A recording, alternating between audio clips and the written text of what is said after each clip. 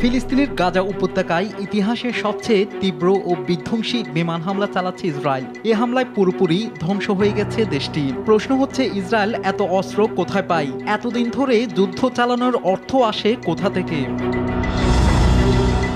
Israel নিজেই অস্ত্র রপ্তানি করে, তবে তাদের সামরিক বাহিনী আমদানি করা বিমান, বোমা ও ক্ষেপণাস্ত্রের উপর ব্যাপকভাবে নির্ভরশীল। আর অর্থের একটি বিরাট অংশ আসে মার্কিন যুক্তরাষ্ট্র থেকে।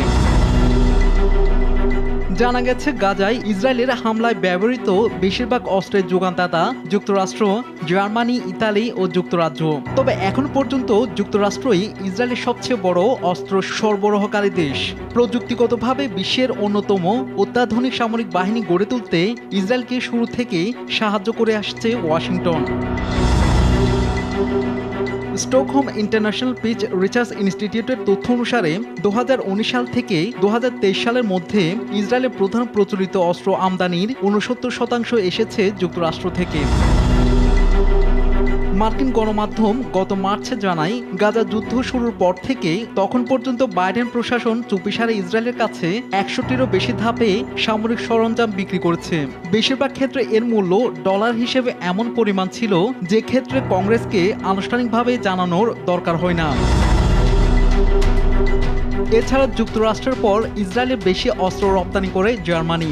আইএসপিআরের তথ্য অনুসারে 2019 থেকে 2023 সালের মধ্যে ইসরায়েল যে অস্ত্র আমদানি করেছে তা 30% জার্মানির। আর এ তালিকায় তৃতীয় অবস্থানে আছে ইতালি। তালিকার চতুর্থ অবস্থানে আছে যুক্তরাজ্যের নাম। দেশটি ইসরায়েলকে যেসব সামরিক সরঞ্জামের যোগান দিচ্ছে তার মধ্যে রয়েছে সামরিক বিমান, সামরিক যান ও যুদ্ধ নৌযানের উপাদান। পশ্চিমা দেশগুলোর নিয়মিত অস্ত্রের যোগান ছাড়াও ইসরায়েলে অবস্থিত মার্কিন অস্ত্র ভান্ডার থেকে অস্ত্র পেয়েছে ইসরায়েল। গাজা যুদ্ধ শুরুর পর একই ভান্ডার থেকে ইসরায়েলকে অস্ত্র সরবরাহ করা হয় বলে জানা গেছে। শাহাদাত শাওন, RTV।